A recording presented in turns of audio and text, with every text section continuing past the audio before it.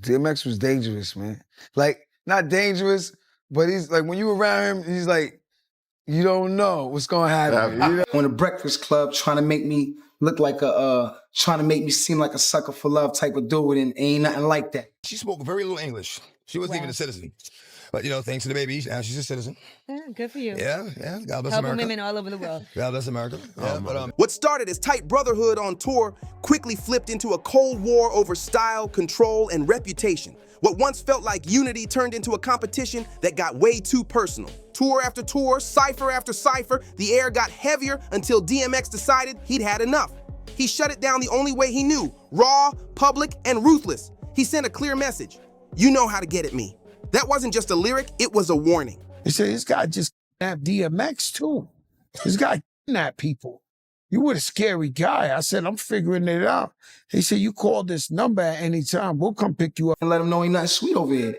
And that's it, man. Ain't nothing to talk about. Ain't no beef. X know me. You know how to get at. But this wasn't some harmless rap beef behind studio walls. DMX was already dodging real-life danger. So when Fred stepped up to test him, X didn't just bark back, he bit hard. The room knew right then, this wasn't a man to play with.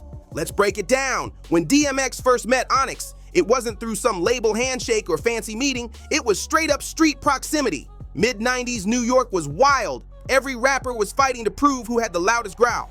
Onyx already had that aggressive vibe locked in. Bald heads, black Tims, and mean mugs that didn't fade. Their studio sessions locked down tight. No outsiders, no smiles. As Fredro Starr would later say, you couldn't just walk into an Onyx session. You had to be thorough. So when a young DMX from Yonkers stepped into a Jersey basement studio in 1995, nobody thought much of it.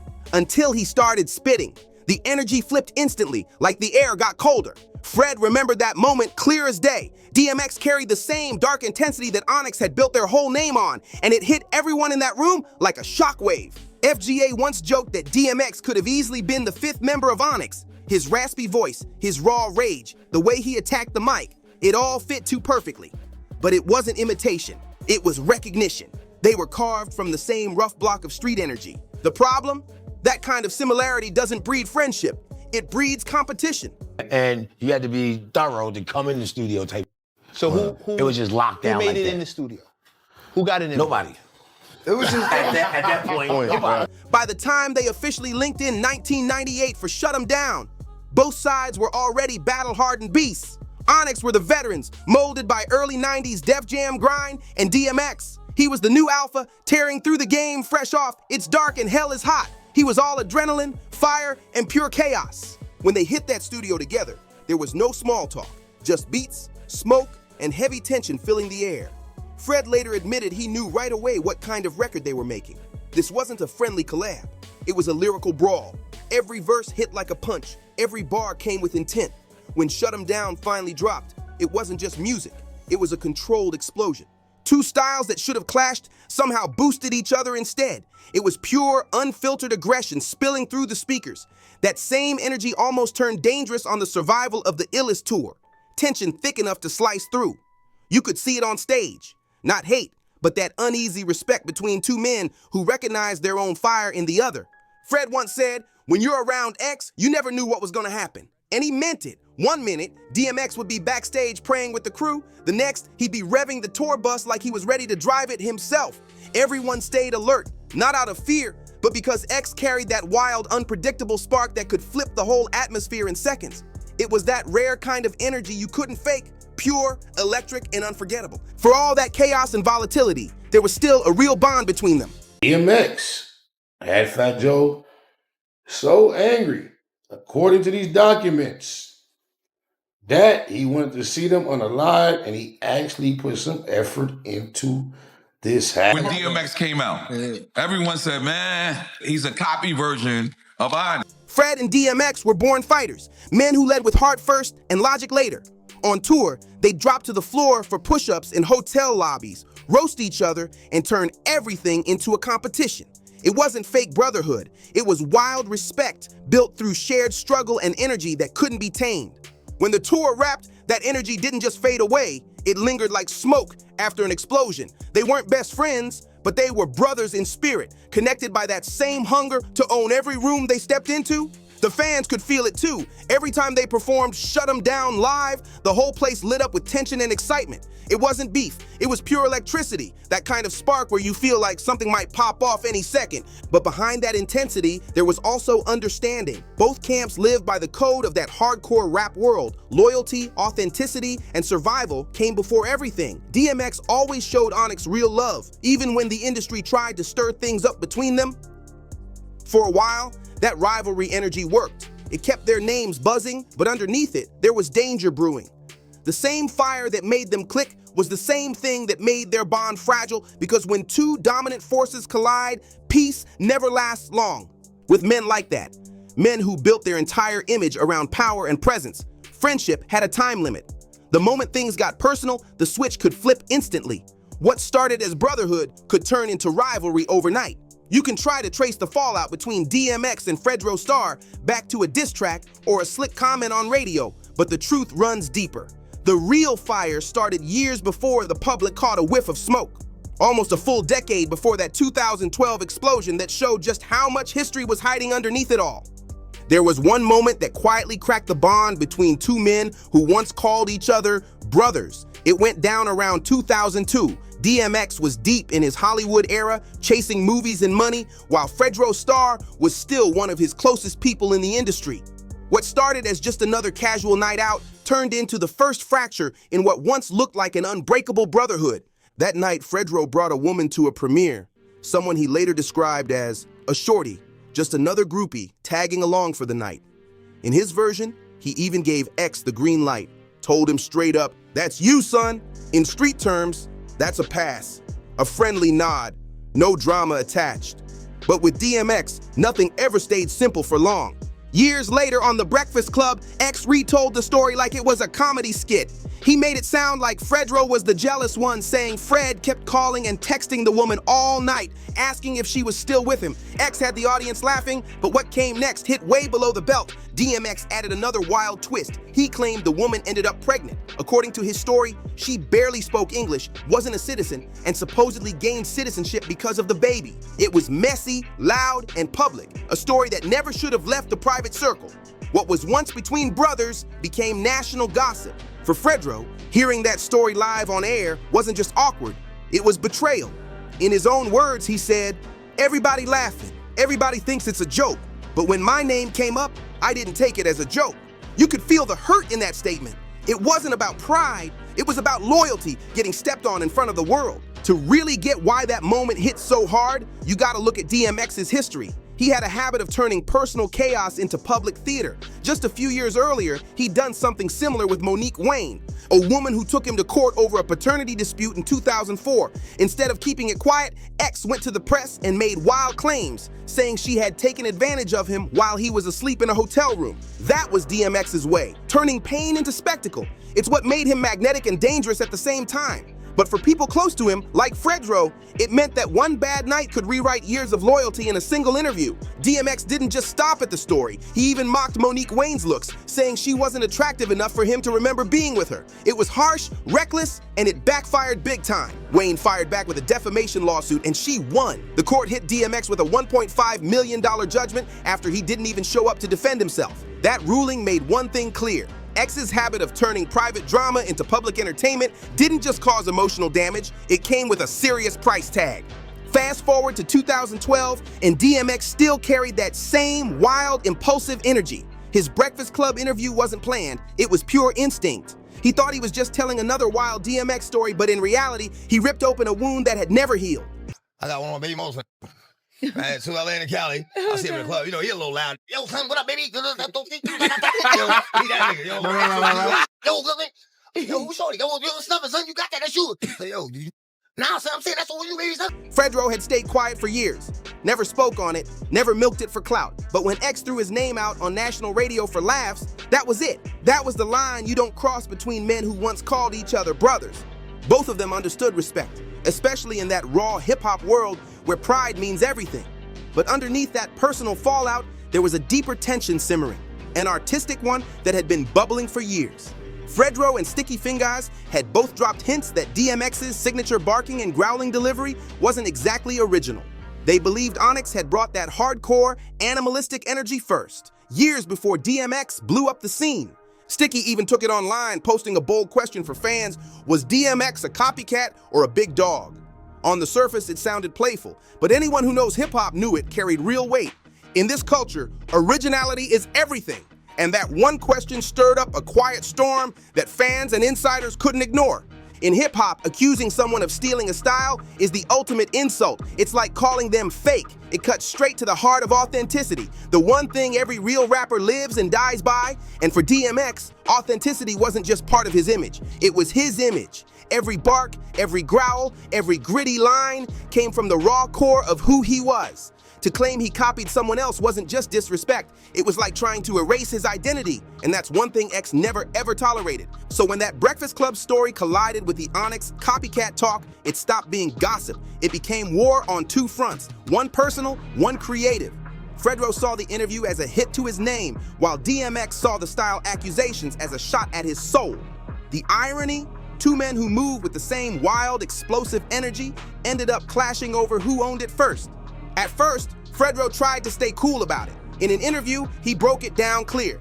Yo, he tried to make me look like a sucker for love type of dude. That's not me. He using my name to catch laughs, and it ain't funny. He didn't deny the story itself. Yeah, there was a woman, and yeah, it was casual. But what really lit the fire was the disrespect. In their world, there's an unspoken rule. You don't drag another man's name into your chaos, especially not in front of millions. Fredro said it plain. He know me. He know how to get at me. That one line said everything. If there was an issue, handle it face to face, not through radio waves. For most people, DMX's words were just another wild viral moment. Classic, unpredictable X energy. But for Fredro Starr, it was different. That was a line crossed, and he wasn't about to let it slide. Just days after DMX's Breakfast Club appearance, Fredro fired back. No entourage, no label backing, no fancy setup. Just him, standing in front of a mic in a hoodie, eyes cold, voice sharp. On his Firestar 16 Bars web series, he dropped a freestyle that made it crystal clear who he was aiming at. No names, no need for explanations. The tone said it all. A missing Onyx member. Guys, he could have been a missing Somebody Onyx told member. Fredro the L shit. What they said? They said DMX's Onyx all on together. Every stage, DMX driving tour buses.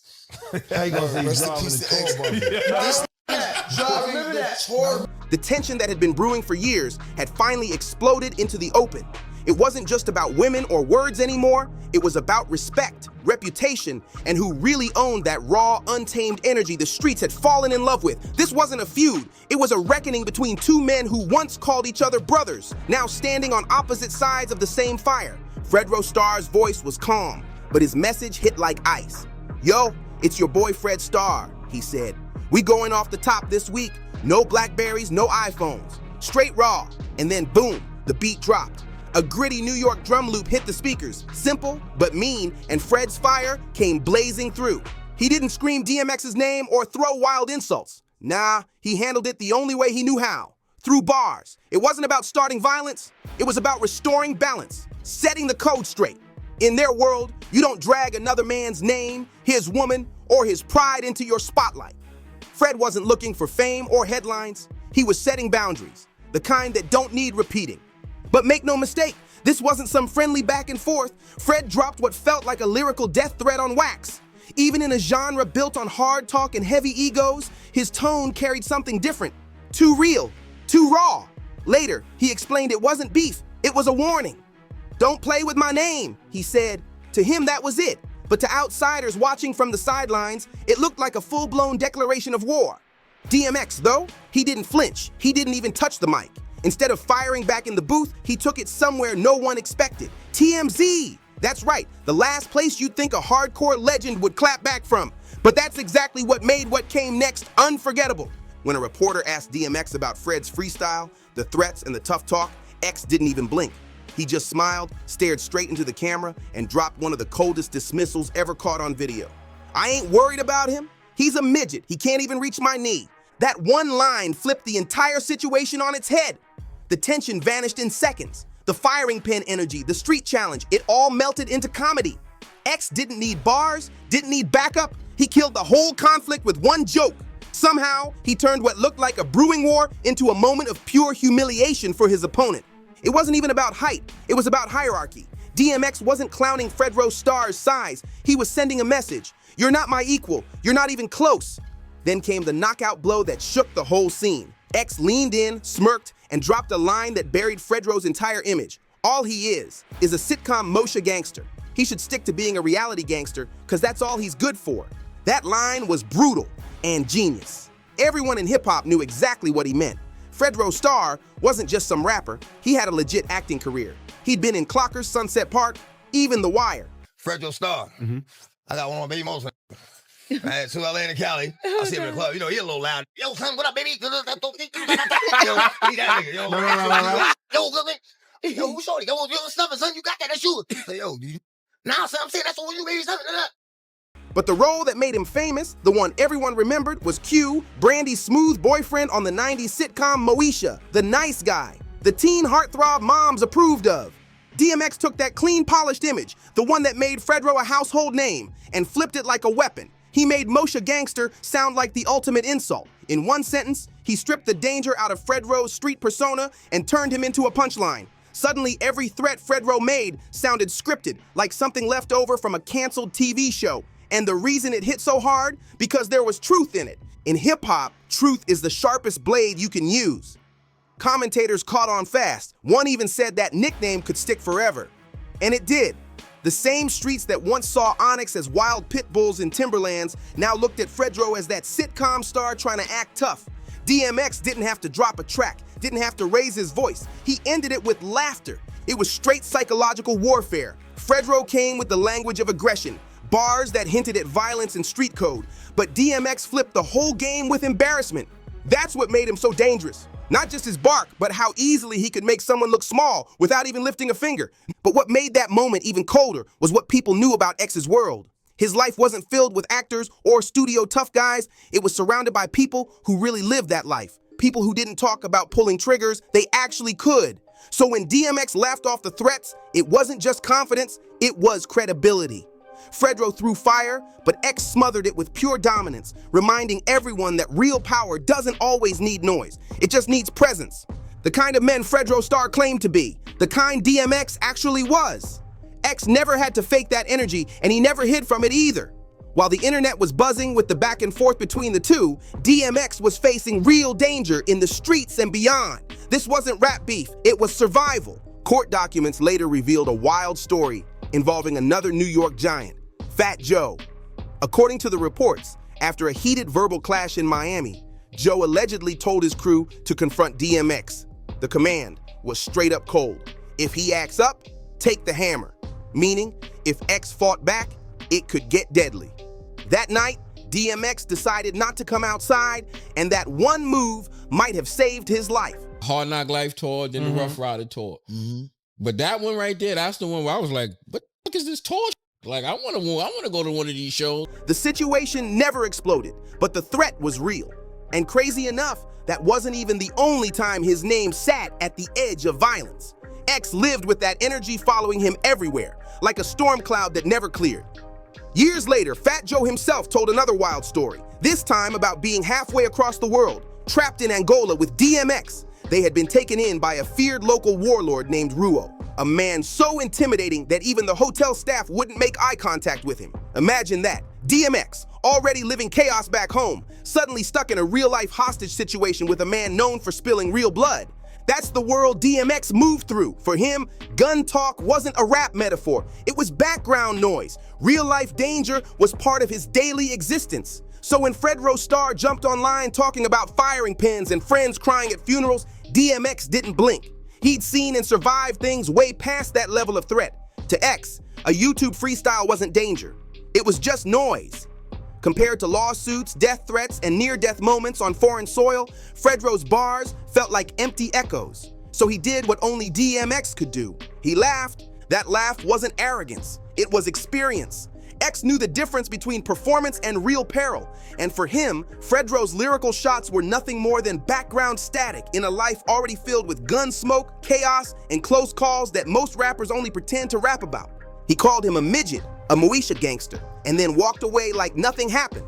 Across early forums, hip-hop blogs, and the wild west of YouTube comment sections, fans went to war over who won.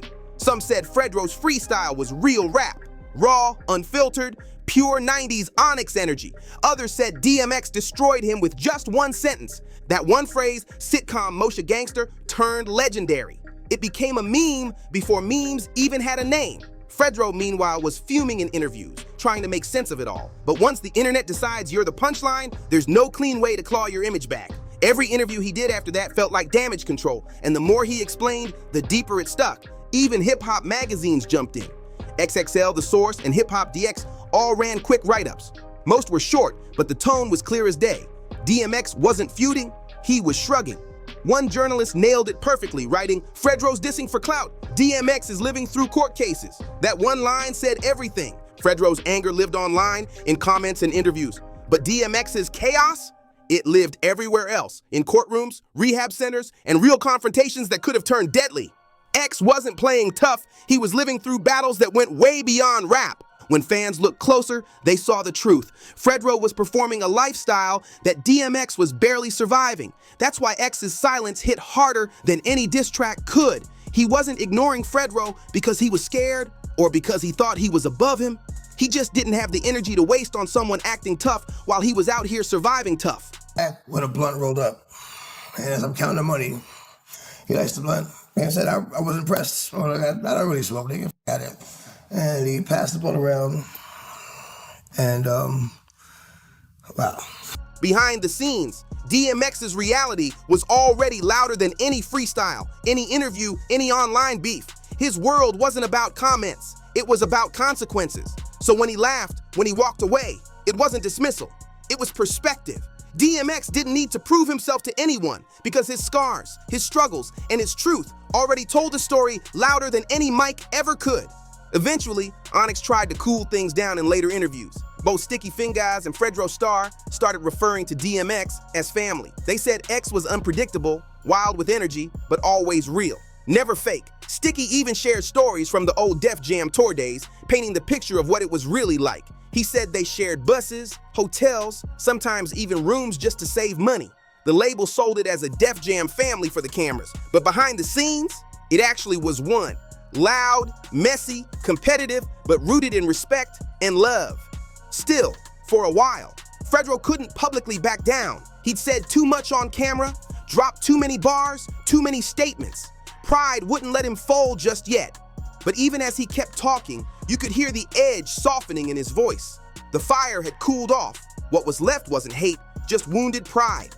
Fredro later admitted in an interview, "It wasn't beef, it was something I had to check out of respect. We're grown men, it's all love."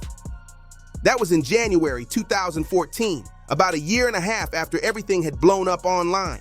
That's when Fredro officially buried the hatchet. But DMX, he never said another word about it. Not in a verse, not in an interview, not even in passing. It was the ultimate silence, the kind that says more than 1,000 responses ever could. It was like the whole thing had never happened, like he just erased it from his world. And that silence became part of DMX's legend. Even years later, when members of Onyx reflected on that Def Jam family era, their voices carried both nostalgia and deep respect. Fredro himself, even with all his history with X, said it best. DMX was dangerous, not in a bad way. You just didn't know what he was gonna do next. That unpredictability, that was what made DMX 101. You couldn't play chess with a man who didn't even believe in the rules. Fredro tried to go bar for bar, tried to match energy with energy, but DMX responded by simply walking away, and somehow that made him look even stronger. In a culture built on reaction, DMX's silence hit like an explosion. It wasn't about proving a point, it was about being the point.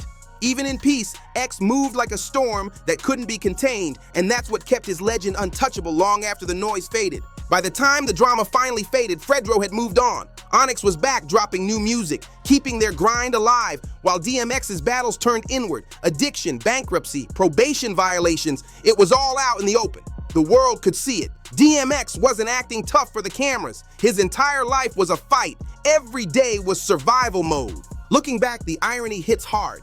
DMX wasn't mocking Fredro out of malice. He was exposing a truth most people didn't want to admit. There was a gap between image and experience, between a man performing danger and a man living inside it. Fredro's world was Hollywood sets, sitcom lights, tour buses, and cameras. DMX's world courtrooms, rehab centers, halfway houses, and survival at its rawest. That same week, the internet laughed about the Moshe gangster joke. DMX was paying out millions in court, settling damages owed to Monique Wayne. At the same time, he still owed the IRS nearly $700,000, and he was battling the same addiction that started when someone laced his first blunt at just 14 years old. So when people called DMX a reality gangster, it wasn't an insult. It was the truth. He wasn't performing the pain, he was living it every single day. And the public could see that difference clear as daylight. That's why when Fredro later said there was no beef, fans respected it. They both spoke their piece, but only one man's silence carried the weight of everything he'd survived. DMX didn't need a final statement. His life already spoke volumes. His silence was louder than any diss, any verse, any clapback could ever be. Years later, Fredro sat down in interviews and started revisiting those old memories with a new tone. You could hear it. His voice wasn't heavy with anger anymore. It carried gratitude. Time had cooled the fire and replaced it with reflection. He started telling stories about those wild Def Jam days, how Onyx had moved out to Jersey but spent so much time in Harlem that people actually thought they were from there. Then came one moment that stuck out, the day they heard DMX was shooting the Rough Riders anthem video just up the block. Without hesitation, Onyx pulled up, jumped out the Jeep, and joined the madness. DMX welcomed them with love, handing out Rough Riders shirts like they were part of the crew. Next thing you know, Onyx was on top of the truck, wilding out, immortalized in one of the most iconic rap videos of the entire era. Fredro smiled when he told that story. You could tell it wasn't about fame or beef anymore. It was about remembering when hip-hop felt like a brotherhood again, when the energy was raw, the competition was real, and even through chaos, there was respect in the middle of it all. That day wasn't business, it wasn't competition, it was hip-hop in its purest form, spontaneous, loud, and real. We was just showing love, Fredro said, and DMX, he felt that love right back. After that shoot, Fredro and DMX hung out often. Looking back, it all makes sense now. DMX wasn't just another rapper from that golden era. He was a storm, a force of nature, the kind of presence that filled a room before he even said a word. Sticky Fingers once said that when DMX showed up, the air changed, thicker, heavier, alive. That's how powerful his energy was. He didn't need a massive entourage, no bodyguards, no fancy cars. Fredro said the same thing. DMX would pull up to video sets solo, just him and his dog. No hype, no fronting. He'd stay all day, laughing, vibing, doing takes, never complaining once. That kind of humility said more about who he was than any hit record ever could. When DMX passed away in April 2021, the shock hit deep. He was only 50. A heart attack tied to years of pain and addiction finally took one of hip-hop's rawest and most soulful voices. The world felt that loss heavy. Fans, peers, even rivals who'd once clashed with him. The energy around his passing was massive, like the whole culture paused for a moment of silence. Among the many tributes, Fredro Starr dropped one of his own, a track titled R.I.P. DMX. It wasn't flashy, it wasn't defensive, it was pure love. He called X special, saying his pain and his connection to God were deeper than anything he'd ever seen in another man. When Fredro talks about DMX now, you can hear it. The laughter fades, and what's left is real respect. It's a quiet understanding that DMX didn't just play the game, he lived it, felt it, and paid for it in full.